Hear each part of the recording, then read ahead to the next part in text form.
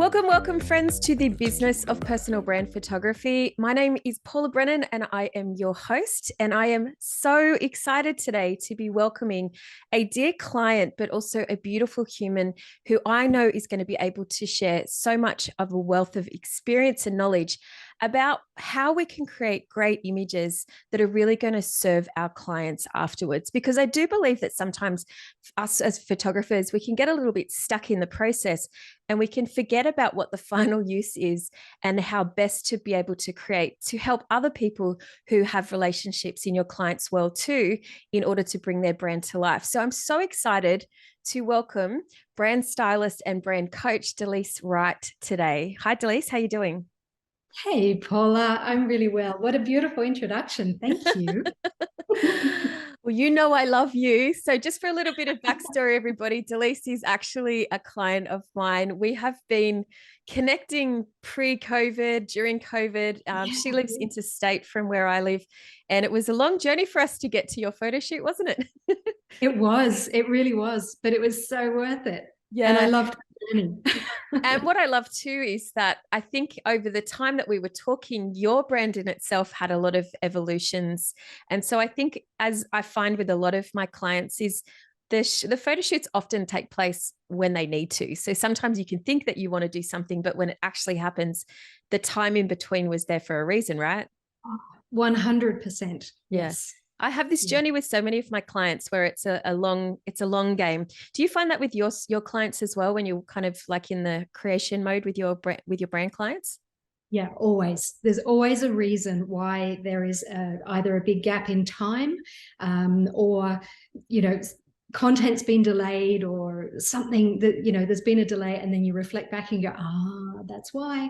Yeah, right. Always. We're both energy workers, the two of us, me and Delyse. That's why we hit it off really well. We both love connecting to the universe and listening in to the signs and the hints. So you're going to get a bit of woo woo on this conversation too, We everybody. love woo woo. So, Delyse, just so that everybody has a good idea of why I've brought you here, can you give us a little bit of introduction into why you have landed in this beautiful business that you've created, which is 1070 Bespoke? Sure, absolutely. I kind of fell into design actually. So my backstory is that I had a health and wellbeing center.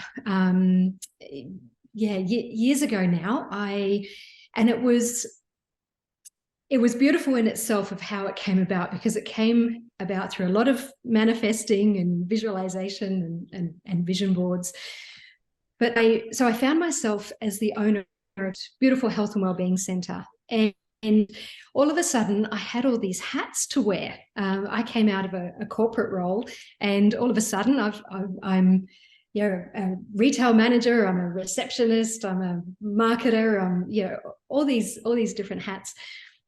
And I grew the center to a really thriving hub of activity. So we had, at one stage there, we had 21 practitioners. We were running workshops and classes and all this sort of thing. So I thought, well, I need a really good website. And as you do, you think, well, I can do that. Let's give it a go. So I taught myself how to build a website, which was a big learning curve, but great fun. And then as the business developed, the monthly newsletters that I was creating, they weren't enough. We had that much to share that I thought, well, we kind of need something bigger. So I taught myself how to create a magazine. And that's where I learned the Adobe suite. So Adobe InDesign and Photoshop, and went down that path. And that's where I really discovered that I love design. So I really enjoyed putting the magazine together. I loved the digital marketing, so the newsletter that went out. And then practitioners started asking me to build their website and to do their marketing material. So when it came time to sell the wellbeing center and move on, it was a natural progression to move into design full time. So yeah, my brand has gone through quite a number of identity crises, I'd say. I think everybody's had those. I look back at when I first started and I shake my head now and go, oh my goodness, what was I thinking? But now I've landed. I feel 1070 Bespoke is my design studio. It's my design baby. I love it with a passion, and love the clients that I serve. And yeah, so those car crashes of identity, I think that helps you to understand and meet your clients where they're at and help them to get out of the same stuck place. I think every kind of roadblock that I've hit in my journey as well only helps me to be a better creator, a better supporter of my clients. So yeah, I think everybody's got those stories. Yes, yeah, absolutely. Just hidden in the background of the interwebs there somewhere, still floating around out there, but hopefully you've layered and redirected enough times. So yes. Great stuff. So I wanted to maybe just touch base now, just so that the photographers who are listening, so we're talking to brand photographers, just like myself and other photographers who might be dipping into this. What kind of clients are you finding that you are really enjoying creating with and creating for at the moment? So creative business owners are pretty much my client base, and that's so clients in service-based business, so photographers, lots of florists, and just creative businesses. So whether it's a service or a product that they are offering, and it's startups or rebrands, and they're my two favorite client types. So it's very much, a lot of my clients, they've come to me from a place of starting on their own. So they've done their business card and they've maybe done their website, or they've had it done but a while ago, and now they're looking at stepping up or stepping further into their brand, and so they'd like to step that up, and that's where I come in. So I feel like we're probably serving the exact same community, because I feel like when people come to me, they're in the same place as they're coming to you, which is why I wanted to bring you on and have a chat with you today. Because as I said in the earlier part, I find a lot of photographers forget that there's got to be another use for the photos. They're not just to look pretty. Sure. They're not just portraits. They've got to be functional marketing, visual content for the clients. And Absolutely. So what I really wanted to talk to you about was, I guess, when people are creating websites for you, when you're creating websites with them, what are you finding is the most important styles or the base images, the must-haves that everybody needs? So the must-haves would be your portrait photos, really. So you want those, lovely photos of who am I dealing with? Who am I working with? Who are you? So those really lovely, natural, shot to the camera, basically introducing yourself through that imagery. So we don't want to get all of the photos, facing the camera. We want those key ones, and then those photos that show us doing what we love to do. So if we are a service-based, say coaches, for example, we want them, coaching somebody. We want an image of them actually doing that activity, or they might have a headset on, or they might be speaking into a microphone, or they, it's those doing shots where the person looking in is going, oh, right, that's what they do. Oh, I'm getting a bit of a behind the scenes. I'm getting an understanding of what this person is like, what they're doing. Does that make sense? Yeah, my terminology I always say is I want to help to create images that feel like working with you, like feel like that experience. And yes. So whether you go into people's workplaces or whether it's just, dummying up sort of them working with clients and that kind of thing, I believe that that's, really integral to creating that great website experience. So do you find as well that you're looking for more detailed shots? So, a lot of the time when we're talking about those behind the scenes, you might have like, the full heads and the bodies in action and that kind of thing. But do you like to have more granular images, maybe that hone in on people's hands working? You said you work with people in creative Definitely. spaces, like the Yes. details of them working as well, which Yeah. maybe not as distracting to the viewer. Mm. They lead them to somewhere. Absolutely. You don't want your website full of you. You want it to be you, of course, but yes, those images are so important. Images of hands across the keyboard, or even hands holding a cup of tea, a pile of books, your favorite pen resting on a notepad. These sort of ones that show your environment are brilliant, because they're really key for those background, the fade into the background images where you might have text over the top. So they want to be quite plain images, but the little detail is what you would pick up, but the text doesn't look busy over the top. So they're really important, those images, definitely. Yeah. So I think as well, what I noticed working with you is that entire brand aesthetic is really important to get right as well. So do you, when you're like, concepting websites with people and coming up with those brand aesthetics, are you sort of advising them on how and guiding them, maybe if they are going to do photo shoots, on the kind of color schemes and that kind of thing that they should be including in their photo shoots? Yeah, definitely. And it's so brilliant when you can get that all sort of done at the same time. So if we've just gone through a brand identity kit, which is your color palette and your fonts and your brand aesthetic, and looking at your ideal client, so who you're actually talking to, you can then match the imagery to that, and it just becomes so much easier. So you're not trying to guess about the images. You're not trying to guess what would look good. You actually know, this is my ideal client. This is who I'm talking to. So they're going to appreciate images of my hands, or the crystals, or candles, or this sort of thing. They actually they connect with those elements.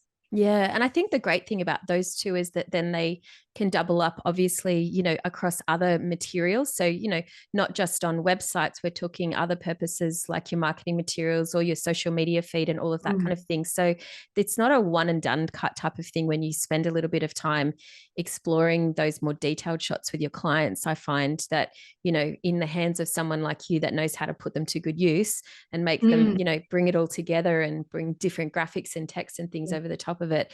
They're just such highly valuable content for the clients. Absolutely. And some images might seem really random, but they blend beautifully with your overall aesthetics. So for example, if you wear a lot of linen, then a lovely close-up of draped linen fabric is perfect. Things like that, where they're a representation of your brand and your aesthetic, and subconsciously it all just comes in cohesively. Oh, you've just opened my mind, Delyse, because I was thinking that just there, it's an interesting one, because when you're on a photo shoot and you've got certain lighting conditions, and then there's like a filter or a temperature to the photos, and there's a mood and there's an aesthetic. I didn't even think about doing that and coming in and sort of draping the fabrics of their clothes and things like that to create even more valuable content for them, which is in line and sort of all on par with each other. That's a fantastic idea. There you go. I am going to be implementing that one.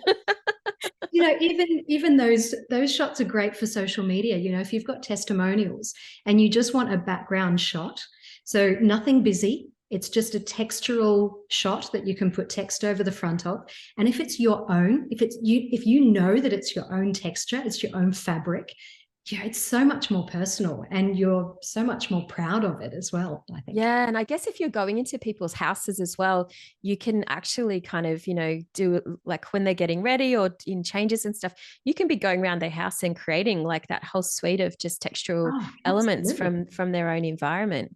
Oh, I love Yes. this. And the Yeah. great thing is, guys, is that sort of content doesn't take the high-end retouching that working with faces or close-up portraits is going to take. So it's not time intensive to do in post production either.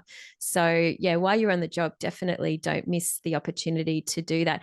From a person who loves to photograph people, I actually struggle with inanimate objects and putting together flat lays. So this actually sings true to me to just do textural elements rather than trying to put multiple things together. Because Sure. Yeah. sometimes people will turn up to shoots and they've got like boxes and boxes of props. They're like, I just want you to create flat lays, and my brain just kind of fuzzes up. When I was photographing Delyse, you brought some beautiful stuff, but you also brought some samples of the way you wanted it put together. And Delyse sort of was building the stories with me, and we were working together on it, which was wonderful. But other It was people fun. that don't have that design eye kind of give you this, mismatched, wonky books, and they go, I just picked everything off the shelf in my office, and you're like, how do I put that mug and that book and that thing together? So so I guess I just wanted to maybe pick your brain as well about maybe some tips that you can give photographers for creating images for marketing purposes. We've just talked there about creating those graphics where you can put testimonials. Are there other sort of things from a designer's point of view that you find frustrating when you get some people's images? Are there things to avoid or things to make sure that you tick off during the photo shoot? During the photo shoot, I think the most important thing is just to get a really good variety of photos. So something that I do find frustrating is if I get a whole pile of portrait photos, just and no landscape or no square. Yeah. So And they're all hitting one note too. exactly Yeah. right. And a lot of the times with your website, it's the landscape that you work with the most, because you've got those, the landscape background images are really key. So I think having a variety of sizes and a variety of content to build a story is super important. So yes, get the face to the camera, but also don't be scared of back to the camera, or those shots that are in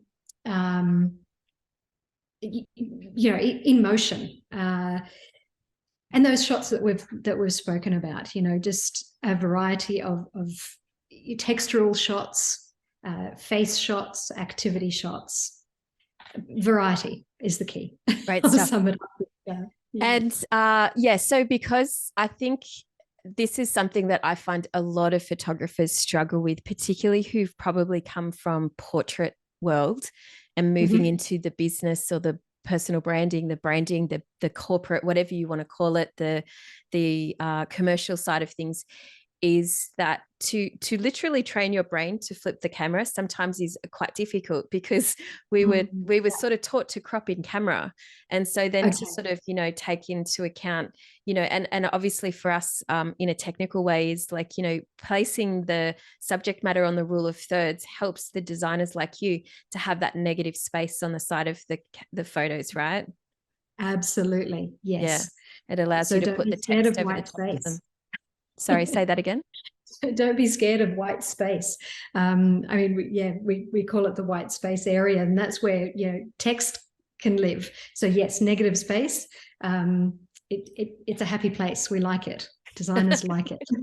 I love it. It's a happy place. Yeah. Now, I know that you are also working with people's mindset around branding and you're coaching clients around that. Can you talk to me a little bit about that and how that affects, I guess, the presentation from a visual perspective? Sure. So I also have a background in life coaching and business coaching. So they were very separate for quite a while. And what I've found in going through my own brand identity crises is that what actually happens is when you're growing as a person, or even when you're going through a difficult time as a person, that can often be reflected in your brand. Mm-hmm. So you're because your brand is a reflection of you. So what happens is when you're going through a growth spurt, both you and your business are. And sometimes it's difficult to identify that. You know, you might be ready for your business to go to the next level. You say, yes, okay, I want a beautiful website. I'm ready to step out and, offer my presence in an even bigger way. But then you are going, it sounds really good, but I'm not ready for that. And I'm comparing myself with too many people, and I'm just, all of this negative self-talk starts to happen, and all of a sudden you're self-sabotaging. Mm-hmm. So it's that case of, one step forward and 5 steps back, because you're actually getting in your own way. So the idea of it sounds fantastic, but the implementation of it is scary. Mm. So I work with a lot of clients that. So we work on the beliefs and the mindset. We identify the values. So when you can identify what your values are and what your business values are and bring them together, you start to become very much on the same page.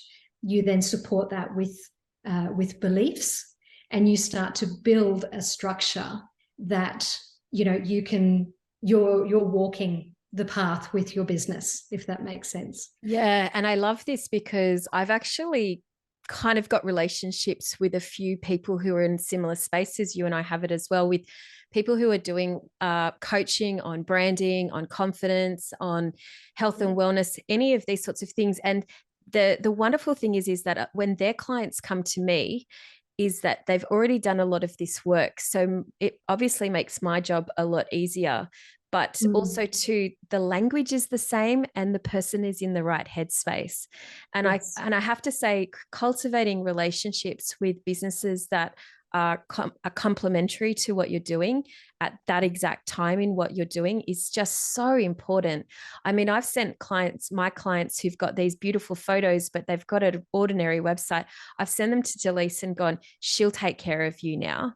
And I know with confidence that you can do the right thing by my images. And similarly, if your clients come to me, I know that they're speaking the right language, and I can just ask some questions and they're like, actually, I've already done this work with Delyse. Here you go.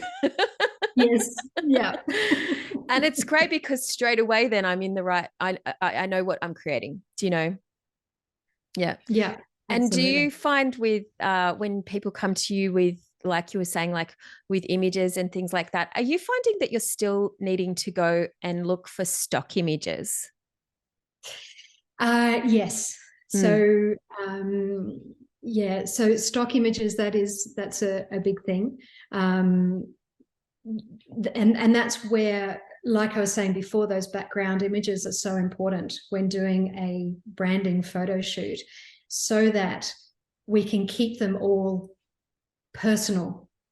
So stock images are great, and I think they have their place if you can source the ones that are beautiful quality, and they certainly are out there.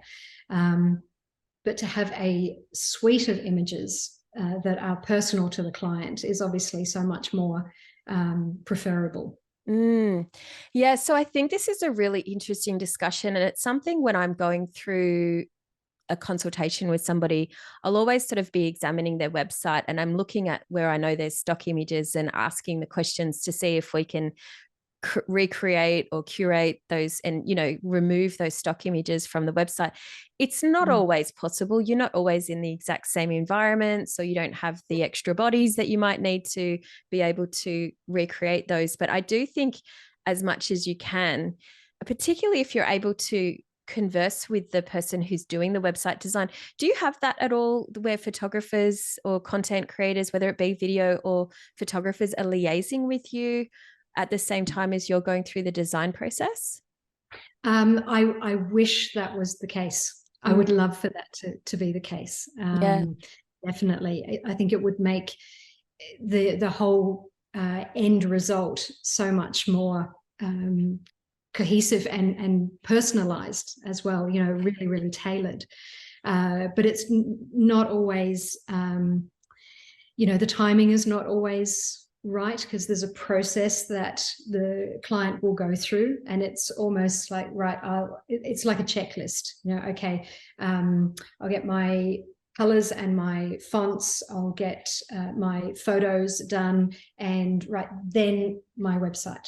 So it's a checklist process where, if we can capture that client at that starting point, right, well, let's make it a process rather than a checklist process. It's we're all working together to get to this end result.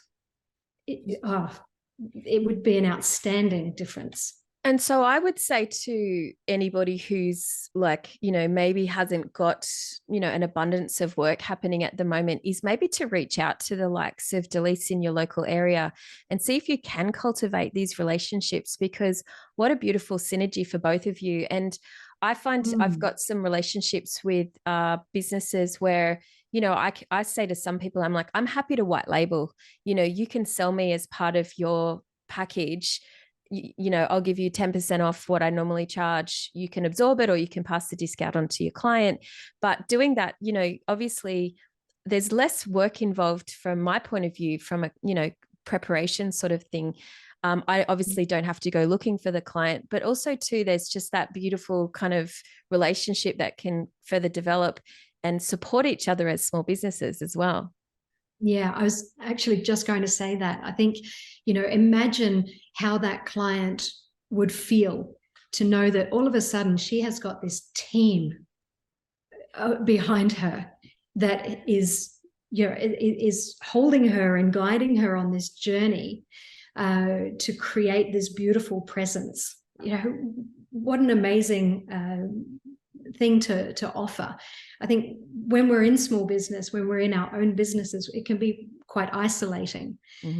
So having a team is, it's a foreign concept to a lot of solo business owners. But stepping into that kind of environment where you are absolutely supported in that way, I think is a beautiful service to offer. And I think if the businesses, and I can already hear some people sort of saying, but what if they steal my client, or what if they get another photographer, and all that kind of thing. And I have to say, I've come from the wedding industry, so I had videographers that I worked with every single week, makeup artists, florists. We were the team, and any one of us would get an inquiry, we would recommend each other, and we'd say, you have to have that person, you have to have that person, you have to have that person. And there was just a sort of a trust associated with that, and it made for a much better experience for all of us when I knew that the bride would be ready at a certain time, and Similarly with this, I love when I can send my clients to Delyse and know that she is going to take care of them, but she's also going to do the right thing by my photos. Absolutely.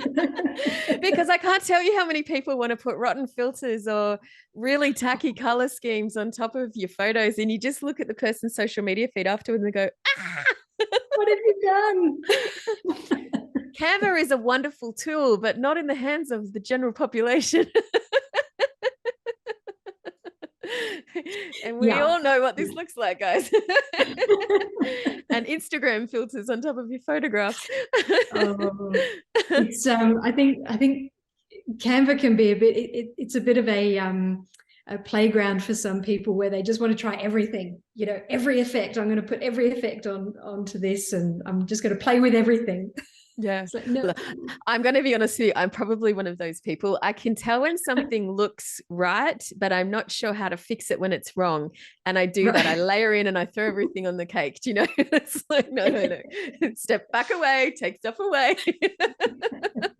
Less is more. Less is more. Now, I think there's a big conversation that needs to be had here to wrap it up, Delyse. And this is one of the things that I get kind of a little bit, keep digging my heels about with the students inside of my program is, Yeah.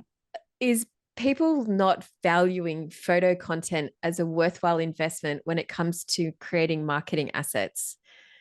Can you tell me some of your experiences? I mean, I'm sure that I don't get to see this stuff from the other side of the fence, but I'm sure you've been provided with some pretty lackluster photography and some pretty awesome stuff. So can you talk to me about the investment that you think people could? Oh, absolutely. And it goes the same with design as well. It's not just a website that we're producing. It's not, yes, that's the end result, but it's not. And it's the same with brand photos. And you're not just selling photos, you are selling confidence, you're selling presence, you're selling a professional your aesthetic, your I know myself, right, having this suite of images that I can call on. I'm not the biggest social media fan. I struggle showing up on social media, but I have images that I can choose from, and I know that girl can show up on social media. So I might not feel like it, but the person in that photo who I was, that, I can draw on that and put her there, and like, it's done. I don't And she have goes to to. work for you when you don't have to. And that's the thing. Exactly. And it's the Exactly same. I guess right. all of these marketing assets are the same. They're all working for the client around the clock. And Yep. I want to really get people to understand that it's not always the look, it's the feeling. It's the Absolutely. feeling that people get when they connect with the photo of you. It's the feeling that they get when they walk through your website. It's the feeling that they get when they see you on the side of the bus or jump onto social media and find you there. And Yes. that is almost invaluable. Oh, absolutely. Absolutely. It really is. And, we were talking about stock images before. You compare a website that is heavy in stock images next to a website that is personalized and tailored with your own photography, and the two are completely different. There is such a beautiful energy in the website that is personalized because it's you, it's authentically you. You're not trying to piece something together from other people's images to try and make it represent you. It's so different. And like you were saying, it's working for you round the clock. And you've got again, I'll go back to that cohesive aesthetic throughout all of your marketing, from your social media through to any lead magnets or course content or the website, flyers, business cards. It's all that beautiful, cohesive look and feel. So, the business owner that has this is able to proudly stand there and say, this is me. This is my brand. This is my business. I am authentically me. Now that's sorted. I can get on with my business of doing what I do best. So it's done, it's sorted. And that's the thing, like how much business owners will actually invest in that, the time, the savings of the time, the brand awareness, but the confidence in their brand, I think is the huge thing. I can't tell you how many people I've met at networking events. And I say, back in the day, it would be, give me your business card. And I'd get this, don't look. Yes. They'd hand out their card and go, please don't look, please don't judge. I'm getting the things changed. And I think, how many times a year do they say that to people? Oh my goodness. It's in progress. And it's like, you know what? If you literally just stopped for a couple of weeks, you got it sorted, you invested the time and the money, you could confidently go and check me out. Let's work together. Like that is worth so much. Oh, yes. it's like the website as well, you know. Oh yeah, my website address is on there, but you know, I'm still playing with it, I'm still tweaking it. So, you know, have a look, but it's kind of under construction. Um, Like you and I both have total confidence in the way our brand is represented online right now. And I have no problem steering traffic to anywhere. Look, a button link every now and then might go out, or there might be a gallery that's not working on my website. Sure. But with 100% confidence, I know that my website represents exactly how it feels to work with me right now. 100%. Yes. Yep. Yeah. That to me. I want to show it off. I want to show it off. I want to, you know, yeah, even you know, when I go and get my coffee, you know, hey, check out my website. I just want to tell everybody. And that is like the ultimate, I think, you know, the ultimate gift Absolutely. that you can give. Yeah. Well, Delyse, is there anything else that you would like to add to photographers who might be listening, who might be sort of struggling with this idea of content creation, or, you know, appropriately charging? Is there anything that you can add to that conversation? Oh, I think just that you cannot underestimate the value of it. And even you know, when I received my beautiful suite of photos from you, the way that they were delivered, and I will say this as a designer, oh my goodness, I bow down to you. Thank you for the way that they were sent, because they were sent in, you know, I had a portrait folder, I had a landscape folder, I had high res, low res, I had sizing for Facebook, sizing for Instagram. It was beautifully sent and delivered. So as a designer, I don't need to sit there and run all those images either through Canva or an image optimizing you know, program to reduce them. It's already done. I don't have to go and resize them. So as a designer, that is something that we absolutely love from photographers. Yeah. Or from our clients, you know, sending images through, because it can also add a massive cost to the client for us to sit there and work on their photos. So having them delivered in that way, it's like, oh, great, we can get on and do our thing. Thanks for adding that, because I was meaning to ask you about that, like the optimization for images and things like that. And I think yeah, it is time consuming for a photographer to do that. But again, what a value add that's not costing us necessarily out of our pocket. If you're already sitting there and doing full post-production on the images that the clients have selected and purchased, take another hour to crop them for all of the main sort of sizing and croppings, like the perspectives, because literally that is worth, as Delyse has just shared, so much money to the client in saving getting someone else to do it, or saving the time. Yeah. And if you leave the cropping to the client, can't tell you how many times I see wrong crops on photos and I go, oh, that was just a simple, like, you know, reframe. They don't get it. They don't know that. So, you know, like if you can take care of that for them, you're definitely going to make your photos look better too. Absolutely. Great stuff. Well, thank you so much for your time today, Delyse. I've really appreciated you coming and speaking about this very hot topic. And if you guys have any more questions that you'd like to ask Delyse, where can they find you? They can find me. So my website is 1070bespoke.com.au, and it's TEN70bespoke.com.au. Or Instagram is also where I hang out. So at 1070bespoke. Great stuff. And I will pop a link for those into the show notes too. Definitely go check out Delyse's website. It is delicious. It was a lovely collaboration, wasn't it? The website and the photography. So, and you know, I think that it just goes so beautifully hand in hand, the photography and the design. So yeah, absolutely. Thank you again, Delyse. And guys, I'll see you next week.